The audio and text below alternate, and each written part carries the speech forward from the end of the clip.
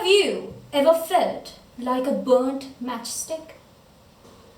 The moment in your life where you step out of your comfort zone, feel a spark or two of confidence, only to be disappointed by the judgments of the society and fall to the ground, useless. Contest chair, honorable panel of judges. When I was young, I was known as the girl who could form a complete sentence but couldn't walk. One day, when I was crying on the ground because of all the comments that my already walking cousins would make at me, my mother sat down next to me. Making sure I was looking at her, she carefully placed her both arms on a chair, gave way to the chair, and stood up. I unknowingly stared at her and followed her movements. And for the first time, I stood up on my own feet. My mother went down to the level that I was to light a candle of hope inside of me to prove that I could take my first step.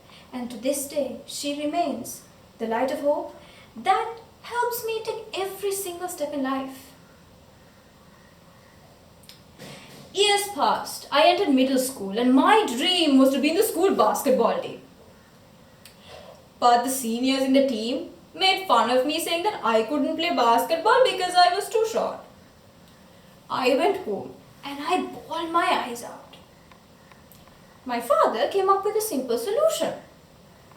He took me to meet one of his old friends. And to this day, I will never forget the image that walked towards me.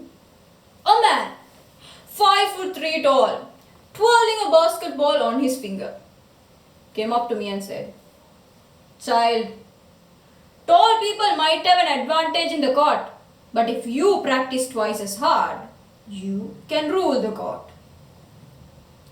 Those words enlightened me and made me so happy because someone believed in me. In the next few days, I practiced basketball with my new coach, not only to learn the way around the court, but also learn how to develop my personality and how to stay strong. The next year, I went back to school, went back to the basketball selections and made myself into the team. It was all because my coach had lit up a candle of hope inside of me that I could be a basketball player. Years passed, I switched schools to do my advanced level examinations. My new school had quiet students and loud teachers.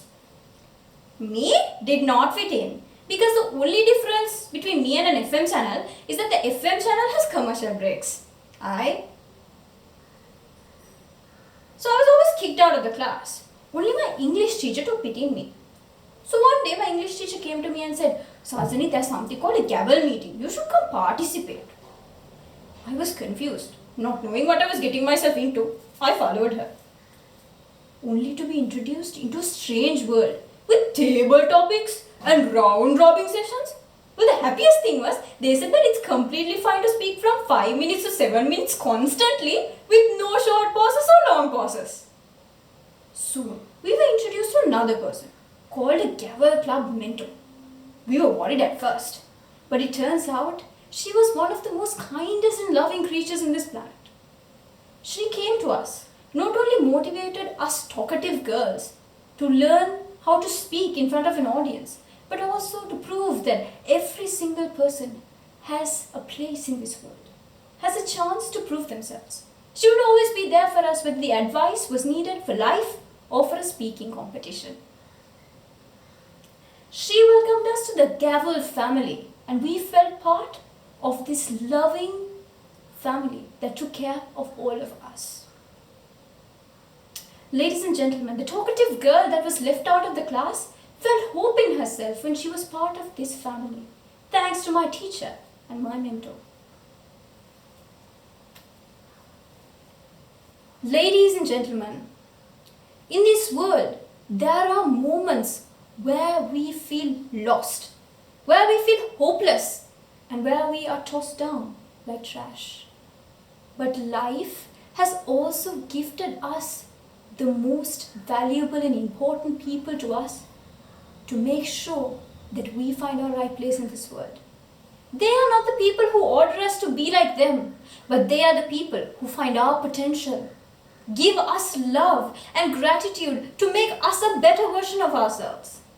The people who take the same fire that burns us to light up a candle of hope inside of us. Over to you, contest chat.